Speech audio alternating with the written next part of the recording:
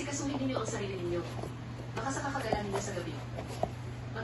May itlog guys sa among manok dito sa ubos. Wala man mi ipalit og itlog, do na may itlog among manok.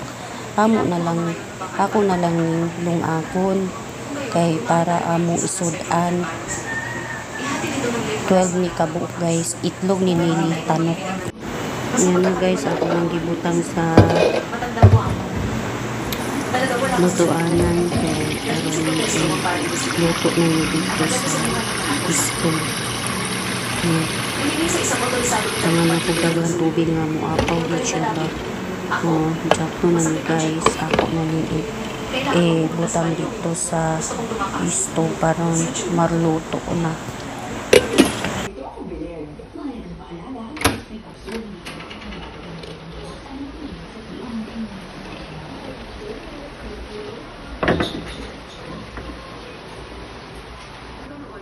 Mister natulog. Tulog. Wala di ay. Nagkuha na siya. Tanaw cellphone. Ako po. Tanaw cellphone.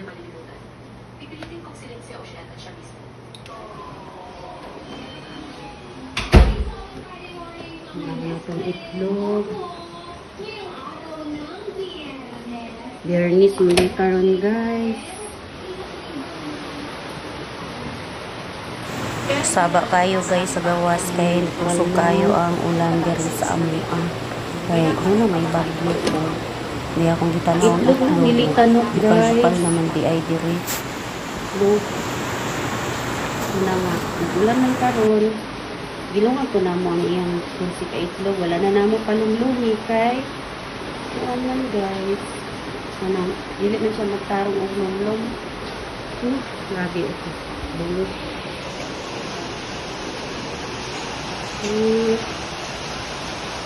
Medyo na inaayos mo sa ano ko guys. Yung mga gamit na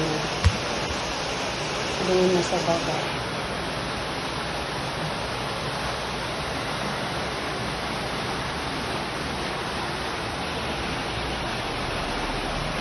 Unti-unti maayos siya.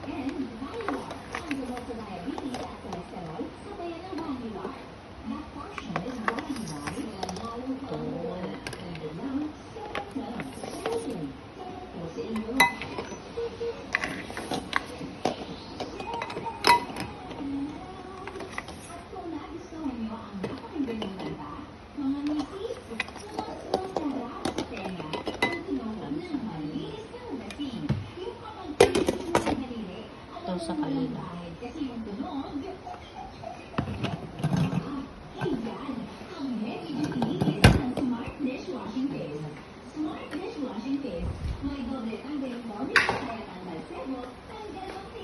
Sa amin.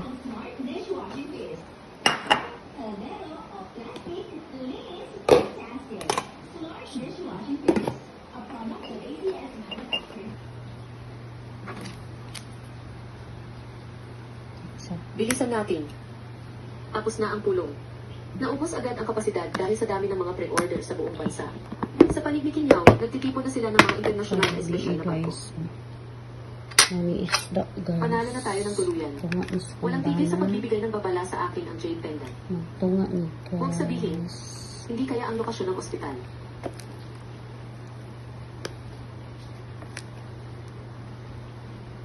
Nasa panganib si Xiaoxi.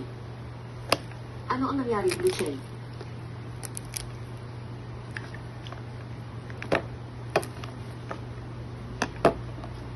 May nangyari nangyari kay Xiaoxi? Kaya unik. Lucien, alam kong dumating ka na. Lumabas ka riyan. Kinamot na guys. Kung hindi, lulunurin ko siya. Kani, bahog na ni sa Bitawan mo siya. iring niya. Iiwan kitang